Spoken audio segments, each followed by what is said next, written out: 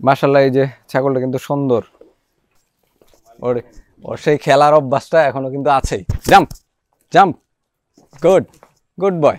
Goat farming অনেক challenging একটা বিষয়। শুধু কারোটা দেখেই বা ইউটিউব ফেসবুকের ভিডিও দেখেই লাখ লাখ টাকার নেশায় কামানোর ইচ্ছায় আপনি এখানে আসবেন না, এই সেক্টরে আসবেন না, যদি আপনি এই প্রাণীটার প্রতি প্রপার একটা ভালোবাসা অ্যাটাচমেন্ট না থাকে প্রাণীটার সাথে। আসসালামু আলাইকুম এভরিওয়ান, ওয়েলকাম টু মাই শখের খামার। আপনাদের সাথে আছি আমি চাষি মানিক। আজকে আমি চলে আসছি হচ্ছে গোপালগঞ্জের কোটালীপাড়ার কুরপালা গ্রামে। গত 8 মাস আগে, 8 মাস একদম আজকে শেষ হয়েছে, 8 মাস আগে আমাদের যে রোমিও 2 কে মিজান ভাই নিয়ে আসছিল এখানে এই ফার্মে। এই যে হচ্ছে আমাদের রোমিও 2, ওকে দেখার জন্য আসছি ও কেমন আছে, এবং পাশাপাশি মিজান ভাইয়ের ফার্মটার কি আপডেট সেই বিষয়গুলো একটু সামনাসামনি দেখে কিছু টিপস অ্যান্ড ট্রিক্স মিজান ভাইকে দিয়ে যাবো, এই জন্যই আর কি আসা। তো এই হচ্ছে আমাদের রোমিও 2। আয় আয় নিচে আয়।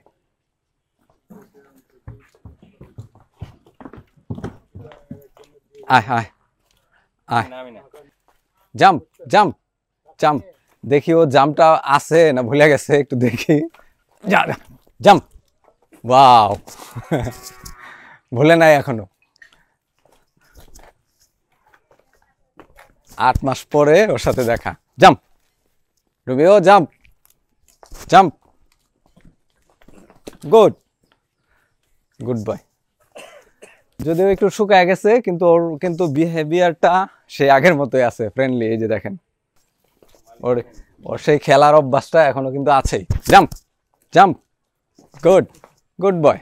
আগে থেকে একটু শুকায় গেছে। মূলত মিজান ভাই তো শুরুই করছে নতুন নতুন অবস্থায়, বিভিন্ন ধরনের প্রবলেম হয়, অনেক সমস্যা হয় যেগুলো আসলে সঠিক কারণ বুঝা বা বুঝে ওঠা এবং সঠিক ট্রিটমেন্ট ম্যানেজমেন্ট এগুলো তো অনেক ঘাটতি থাকে। তো সেই জায়গাতে এটা খুবই লজিক্যাল যে ছাগলগুলোর প্রোডাকশন, উৎপাদন এবং হচ্ছে চেহারার কিছু হেরফের হবেই। জাম্প,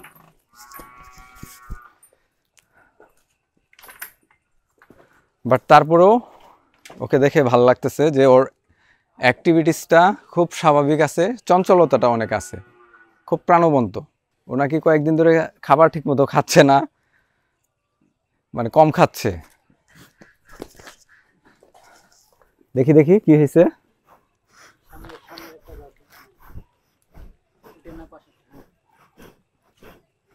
এই একটা একটু নড়ে, হয়তো আঘাত লাগছে, বাড়ি বুড়ি লাগতে পারে, নাহলে এই বয়সে তো দাঁত নড়বে না। একটা দাঁত একটু নড়তেছে।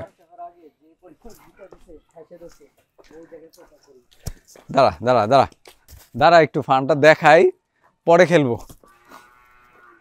আচ্ছা এখন হচ্ছে ভাইয়ের ফার্মটা একটু দেখাই। এই যে ছাগলগুলো এদিকে সারিবদ্ধ হয়ে খাবার খাচ্ছে। ছাগিগুলো মাশাল্লাহ ভালোই। এইখানের 5টা ছাগল হচ্ছে, মানে 5টা ছাগি আমার ওখান থেকেই রোমিওর সাথে নিয়ে আসা হয়েছিল, আর বাকিগুলো হচ্ছে মিজান ভাই এই স্থানীয়ভাবেই কালেক্ট করছে। কিন্তু যেটা দেখলাম যে সবগুলো ছাগির হাইট মাশাল্লাহ ভালো। 2টা আছে আমার দেশীয় প্রজাতির, একটু হাইট কম, এছাড়া বাকি সবই ঠিক আছে। এখন হচ্ছে আমরা মিজান ভাইয়ের সাথে কথা বলবো যে ওনার এই 8 মাসের আপডেটটা নিব, কারণ অনেকেই ভিডিও এক্সপেক্ট করতেছেন। অলরেডি একটা ছবি পোস্ট করছি, সেখানে অনেকেই কমেন্ট করছে যে ভিডিও আসতেছে নাকি। দাঁড়া দাঁড়া দাঁড়া দাঁড়া একটু দাঁড়া রে বাবা, একটু দাঁড়া।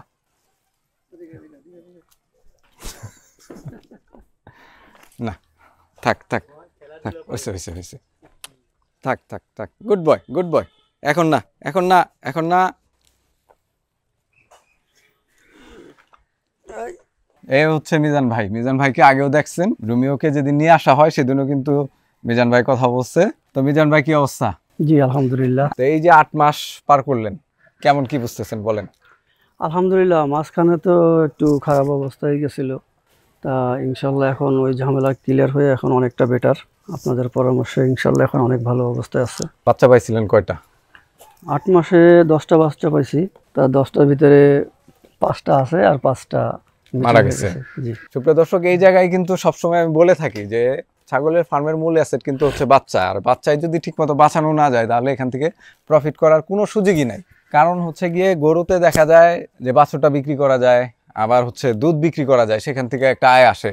ছাগলে কিন্তু দুধ বিক্রি করার সুযোগ নাই কিংবা অন্য কোনো প্রোডাক্টই নাই শুধুমাত্র বাচ্চা ছাড়া। আর এই বাচ্চায় যদি না টিকে তাহলে ফার্ম টিকবে কিভাবে? টোটাল আপনার হচ্ছে গিয়ে কয়টা ছাগল মারা গেছে? 5টা বাচ্চা আর একটা বড়, 6টা। এই 8 মাসে 6টা মারা গেছে। শিখতে শিখতেই যে কোনো কিছু মোটামুটি 1-1.5 বছর 2 বছর লেগে যায়। আর সেই জায়গাতে আপনারা এই 8 মাস টিকে আছেন এবং যেই অবস্থানে এখন আছেন, ছাগলগুলোর চেহারা মোটামুটি একেবারে যে খারাপ সেটা বলা যাবে না। একটু শুকনো, বাট হচ্ছে এটা ঠিক মতো যত্ন নিলে আশা করি ঠিক হয়ে যাবে খুব তাড়াতাড়ি। এই লাইভ স্টক ফার্মিং এ, স্পেশালি হচ্ছে গোট ফার্মিং এ শেখার জন্য 1.5-2 বছর সময়টা দিতেই হবে, না হলে আপনি বুঝতেই পারবেন না যে সমস্যাগুলো আসলে কোথায় থেকে আসতেছে, কিভাবে ম্যানেজ করতে হবে। এই যে ম্যানেজ করার ক্যাপাবিলিটিটা একদিনে তৈরি হবে না। তো মিজান ভাই, বাচ্চাগুলো যে মারা গেল, কি ধরনের সিমটম ছিল বা সমস্যা ছিল বলেন? একটা বাচ্চা টিটিনাসে মারা গেছে, আর বাকি 4টা? বাকি 4টা আপনার পায়খানার সমস্যাটাই অনেক। পায়খানা কি লুজ মোশন ছিল, পাতলা পায়খানা ছিল এরকম? হ্যাঁ, পাতলা পায়খানা ছিল। আর বড় যেটা মারা গেছে সেটা? বড়টাও একই সমস্যা মারা গেছে। ওই সময় কি আপনার ফার্মে নতুন কোনো ছাগল নিয়ে আসছিলেন বাহির থেকে? মানে যে সময় এই প্রবলেমটা, তার অন্তত 1 সপ্তাহ বা 5 দিন 7 দিন আগে বা 2-4 দিন আগে? না, তখন কোনো। কতদিন আগে লাস্ট, মানে ওই সমস্যাটার কতদিন আগে ছাগল নিয়ে আসা হয়েছিল? ওই সময় বৃষ্টির ইয়েটা ছিল খুব বেশি, কিন্তু ওই সময় নতুন কোনো ছাগল আনা হয়নি। মনে হচ্ছে যে আপনার হয়তো ফুড পয়জনিং, মানে খাবারের কোনো বিষক্রিয়া ছিল, যে কারণে ওইখানে ওই সময় কি সবগুলাই এরকম লুজ মোশন হয়ে গেছিল? হ্যাঁ হ্যাঁ হ্যাঁ, এটা সুস্থ হয়েছে, আরেকটা সমস্যা হয়ে গেছে, মানে একটার পর একটা সমস্যা হচ্ছে। সমস্যা এখানে ছিল ফুড পয়জনিং হইতে পারে কিংবা ব্যাকটেরিয়াল ইনফেকশনও হইতে পারে, যে কোনো কারণেই হোক। এটা ভালো হয়ে গেছে, দেখা যাচ্ছে আরেকটা সমস্যা হয়ে গেছে। কই রাখছিলেন কোথায়? এই ঘর ভিতরে। দেখাশোনা কে করছে? তাহলে একই তো হইলো, এখানে আলাদা রাখা আর ওই লোক ওইখানেও কাজ করা আর এখানে কাজ করা একই তো কথা। তাহলে ওই ছাগল থেকেই আপনার আসলে ইনফেকশনটা চলে আসছে। এই জন্যই বলি যে নতুন ছাগল সংগ্রহ করতে খুব সতর্কতার সাথে করতে হবে। আর কোয়ারেন্টাইনটা এত দূরে করা উচিত যাতে ওখান থেকে কোনোভাবেই যে মূল ফার্ম সেখানের সংশ্লিষ্টতা না থাকে। বিশেষ করে হচ্ছে যে দেখাশোনার যে লোকজন, তারা দেখা গেলো আপনার এই ফার্মেও কাজ করতেছে, যেটা নতুন নিয়ে আসছেন সেখানেও কাজ করতেছে। তাহলে কি সে ওইখানেও কাজ করতেছে এখানেও কাজ করতেছে, মানে সে বাহক হিসেবে কাজ করছে, ওইখান থেকে জামটা এখানে নিয়ে আসতেছে। তাহলে দেখেন যে সমস্যাটা আসলে কোথায় ছিল। ওইরকম সিচুয়েশনে যে কোনো একটা ভাইরাল বা ব্যাকটেরিয়াল বড় ইনফেকশনটা ছড়ায় যায় যখন, তখন কিন্তু এই যে প্রপার ট্রিটমেন্টটা করা এবং হচ্ছে গিয়ে প্রপার ম্যানেজমেন্টটা করা, এগুলো একটু জটিল হয়ে যায়, কষ্টসাধ্য। ওই বুঝতে ক্ষতি হয়ে যায়, এটা একটা কারণ ছিল। তো এই জন্য হচ্ছে গিয়ে নতুন ছাগল সংগ্রহ এবং হচ্ছে কোয়ারেন্টাইনের ব্যাপারে সতর্ক থাকা উচিত। আর বিশেষ করে হাট বাজার থেকে ছাগল পাড়ার জন্য আমি সবাইকেই না করি যে না নিয়ে আসাই ভালো। এই ফার্মের বর্তমান যে বাচ্চাগুলো সেগুলো একটু দেখব। এই হচ্ছে বাচ্চাগুলো, এই মায়েরই বাচ্চা 3টা। দাঁড়া, এই মাটার হচ্ছে এই 3টা বাচ্চা। এটা তো রুমিওর বাচ্চা না?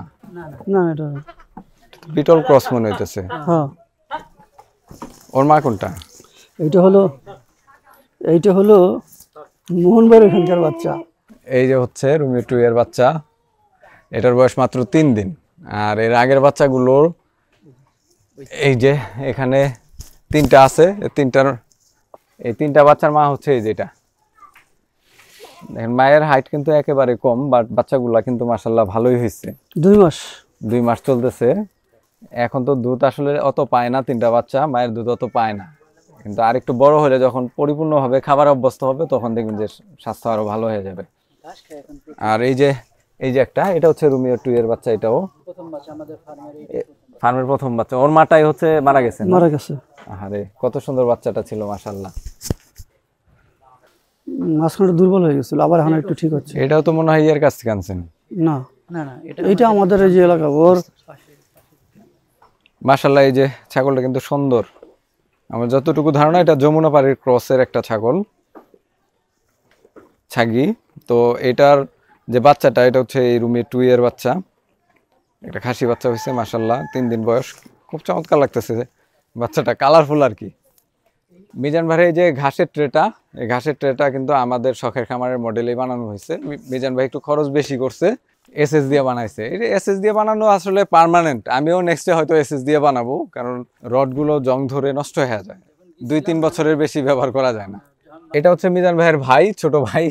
এই ভাই মূলত হচ্ছে গিয়ে এটার ম্যানেজমেন্টের দায়িত্বে আছে, চেষ্টা করি, আমার ব্যবসা আছে ওর ফাঁকে ফাঁকে আর কি এটা ম্যানেজমেন্টটা করা আর কি দেখা। এটা যখন বানাইতে যাই তখন আমাদের পরিচিত পাশেই, তখন বলে যে আপনি ওটা বানাবেন 2 বছর বা 3 বছর পর ওটা তো নষ্ট হয়ে যাবে, ফেলাই দিতে হবে। ওর থেকে আপনার খরচ তো প্রায় কাছাকাছি যাবে, কিন্তু একটু বেশি লাগলেও এসএস দিয়ে বানানো করে নেন। এটাতে খরচ কেমন আসছে? এটা যে বানাইছেন প্রায় 40,000 টাকার মতো। 40,000 টাকার মতো খরচ হয়েছে এসএস এর এই ট্রেটা। ওটা দিয়ে করলেও আমার ওই সময় তো অনেক 20,000 দাম টাকা প্লাস ছিল বেশি, তখন বলছিল প্রায় 25 থেকে 30 পড়ে যাবে। তাই আমি 10-15,000 টাকার জন্য তাহলে এর জন্য এটা বানানো হয়েছে আর কি। এই যে দেখেন ঘাসগুলা এখানে কিন্তু চপিং করে দেওয়া হয়েছে, এই যে টুকরো করে দেওয়া হয়েছে। আজকে যেটা দেওয়া হয়েছে এটা হচ্ছে জার্মান ঘাস। আমি মিজান ভাইকে বলছি যে এই ঘাসটা আসলে এইভাবে চপিং করে দেওয়াটা ঠিক হবে না। ছাগল কিন্তু এই টুকরো করে দেওয়া ঘাসটা খুব একটা পছন্দ করে না। এটা গরুর জন্য হয়তো ঠিক আছে, বাট ছাগলের জন্য না। কারণ ছাগল সবসময় ওর ফুড হ্যাবিট অনুযায়ী ও টেনে ছিঁড়ে খেতে পছন্দ করে। একটু উঁচু জায়গার, যেমন এই যে এই মডেলটা করা হয়েছে কেন, ঘাসগুলো এখানে দেওয়া হবে, ছাগল দুই পাশ দিয়ে বা চারদিক দিয়ে টেনে টেনে ছিঁড়ে খাবে। এটা ওর মানে ন্যাচারাল ফুড হ্যাবিট। যেই প্রাণীটাই আমরা পালবো না কেন, ওটা প্রকৃতিতে ও যেভাবে থাকে, যে ধরনের খাবার খায়, যে ধরনের অভ্যাসে অভ্যস্ত, সেইভাবে রাখার চেষ্টা করবো। তাহলে কিন্তু ওটা থেকে বেটার রেজাল্ট পাওয়া সম্ভব। আপনি দিচ্ছেন, ও খেতে বাধ্য হয়েছে। হ্যাঁ, বাধ্য হয়েছে। তো এইটার পাশে আপনি এখন আরেকটা ঝুড়িতে আপনি একটা আস্ত ঘাস দেন, আস্ত পাতা দেন, দেখবেন এটা মুখে দিবেন না, ওইটাই খাবে। কারণ ওইটা ওর বেশি পছন্দ, ও চায় টেনে ছিঁড়ে ছিঁড়ে খেতে। ওই যে আমার ওই দেখবেন ও পা উঠাই দিবে, নিচে ঘাস দিলে ও পা উঠাই দিবে, তারপরে টেনে টেনে খাবে উপরে। এই যে এটা যখন শুরু করে, ওই যে একটা আমার গাছ, আম গাছ লাগাইছিলাম, ওই যে মারা গেছে আম গাছটা, তা ওই রোমিওটো ওই বাঁশ ভাঙিয়ে তারপরে উপর দিয়ে যে সেই আম গাছের মাথা খেয়ে ফেলছে, উপরে আম সহ খেয়ে ফেলছে। তাই না, এটা ছাগলের হ্যাবিট। আল্লাহ যে ডিজাইনে ওকে বানাইছে সেভাবেই তো রাখার চেষ্টা করতে হবে, খাবার ওইভাবে দেওয়ার চেষ্টা করতে হবে, তাহলে এটা থেকে বেটার রেজাল্ট পাবে। আমরা এখন হচ্ছে গিয়ে মিজান ভাইয়ের যে ঘাসের জমিগুলো আছে সেগুলো একটু দেখবো। তো তার আগে হচ্ছে মিজান ভাইয়ের শেডটা একটু দেখায় আপনাদের। এই যে শেডটা প্লাস্টিকের মাচা দিয়ে করা হয়েছে, আর হচ্ছে নিচের ফ্লোরটা পাকা করে দেওয়া হয়েছে। যতটুকু দেখতেছি যে এখানে হাইজিন মেনটেন করার ভালো একটা ব্যবস্থা আছে, পরিষ্কার পরিচ্ছন্ন রাখার খুব সুবিধা আছে, এবং পরিষ্কার পরিচ্ছন্ন ওনারা যথেষ্ট রাখার চেষ্টা করেন। তো শেডে খুব একটা সমস্যা আমি দেখতেছি না, আলো বাতাসও ভালো ঢুকে, পর্যাপ্ত ভেন্টিলেশনের ব্যবস্থা আছে।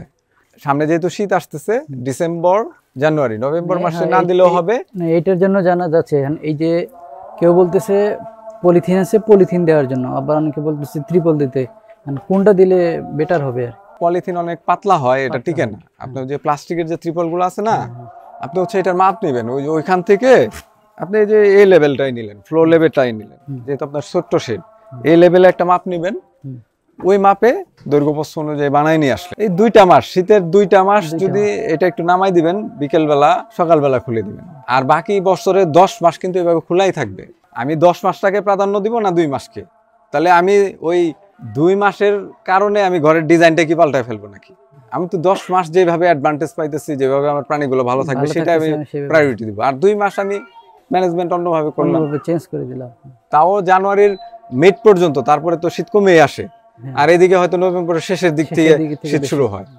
ঘরে হিসাব করলে এই 2টা মাস মাঝামাঝি। আলহামদুলিল্লাহ শেডের ওরিয়েন্টেশনটা ভালো আছে, পূর্ব পশ্চিম উত্তর দক্ষিণ সব দিকেই মোটামুটি খোলা, বাতাস চলাচল এবং হচ্ছে সূর্যের আলো সারাদিন এখানে থাকে। তো এইটা হচ্ছে যে কোনো প্রাণীর জন্যই ভালো, বিশেষ করে ছাগলের জন্য তো খুবই ভালো, কারণ ছাগল রোদটা অনেক পছন্দ করে, গরমটা অনেক এনজয় করে। শুধুমাত্র শীতের 2 মাস একটু ত্রিপল দিয়ে ঢেকে রাখলেই হবে, তাও দিনের বেলা দরকার নাই। যখন শৈত্যপ্রবাহ হয় তখন তো আমরা বুঝবো যে দিক দিয়ে বাতাসটা আসে, ওইদিকে একটু নামাই দিলাম, বাকি দিকে খোলা রাখলাম, আর রাতের বেলা একটু প্যাক করে রাখলাম, এতটুকুই।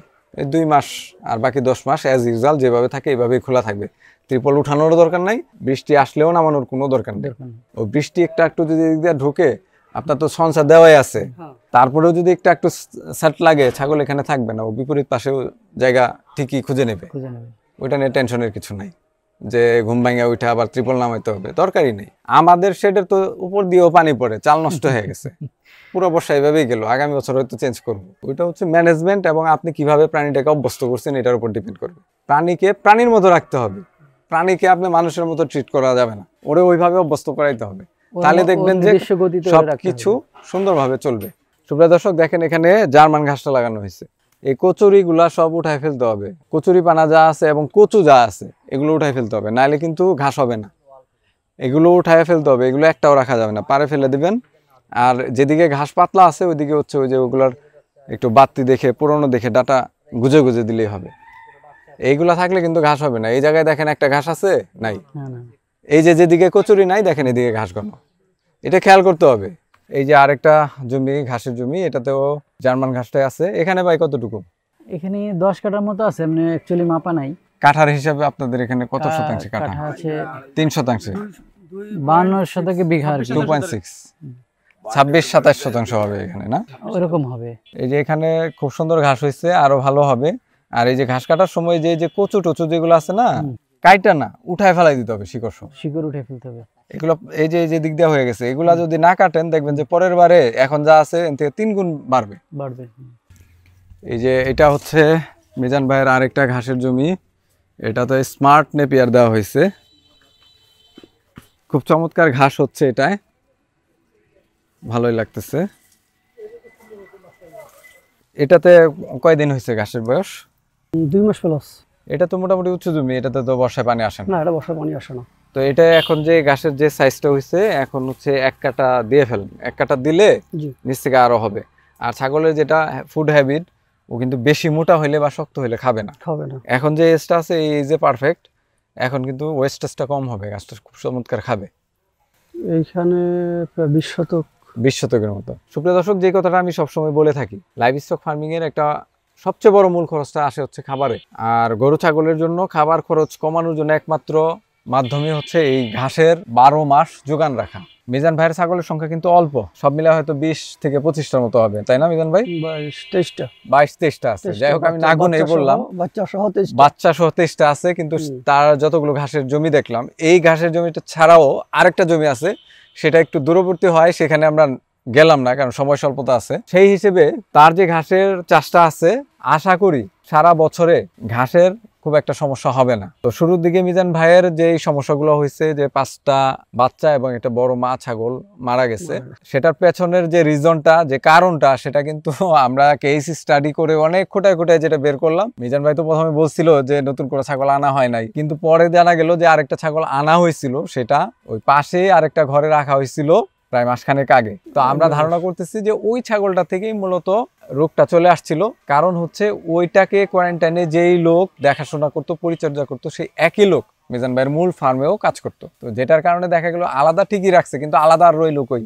আপনি যখন এই ঘরেও যাচ্ছেন, ওইটার কাছেও যাচ্ছেন, আবার আসতেছেন, আপনার জামা জুতা শরীরে করে কিন্তু জার্মটা, জীবাণুটা ক্যারি হচ্ছে, সেটা কিন্তু চলে আসতেছে, এখান থেকে ওখানে যাচ্ছে, ওখান থেকে ওইখানে যাচ্ছে। কোয়ারেন্টাইন মানে কি? কোয়ারেন্টাইন মানে হচ্ছে সঙ্গ রোধ করা, মানে এমন ভাবে ওটাকে আইসোলেটেড করে রাখা যেখানে ওই প্রাণীটা থাকবে, ওটাকে পরিচর্যা করার লোকটাও আপনার আলাদাই রাখবে। বিষয়টা অনেক জটিল, মানতে একটু কষ্ট হইলেও না করে উপায় নেই। রোগের সংক্রমণ হইলে এই ধরনের সমস্যাগুলো হবেই, যেটা মিজান ভাই বুঝতেও একটু সময় লাগছে, যদিও সে যথেষ্ট সচেতন। এবং আমি অনেকবারই বলে দিছি যে নতুন ছাগল আনলে আলাদা রাখতে হবে, আলাদা পরিচর্যা করতে হবে, কিন্তু তারপরেও কিন্তু সে একটা ভুল করে ফেলছে নিজের অজান্তেই। আর যেটার খেসারত দিছে, তার সর্বমোট 5টা বাচ্চা এবং একটা বড় মা ছাগল মারা গেছে। 2.5 মাস পরে আইসাও, 2.5-3 মাস পরে আইসাও কিন্তু এখনো ছাগলের যে আগের যে গ্লেসটা ছিল, ফিটনেসটা ছিল, ওইটা স্বাভাবিক রূপে আসে নাই।